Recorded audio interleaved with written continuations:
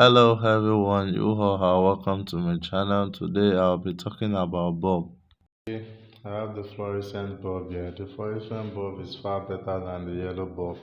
It doesn't radiate energy, the cost is affordable, and it saves energy, and it makes whatever it is that you are sewing crystal clear.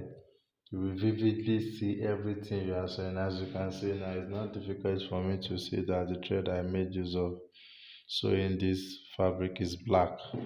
That is the biggest advantage about this fluorescent bulb. It makes things crystal clear for you.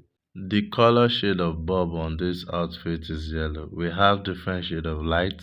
I don't recommend you use a color light while sewing. As you can see, I have a color thread of white and carton color, but because the light is blurry, it's indicating the thread to be off-white and gold. The yellow bulb doesn't last and it radiates heat. Using a colored bulb can cause a huge mistake, waste of time and energy during sewing due to color blindness. A fluorescent bulb is the best to use. Thanks for watching.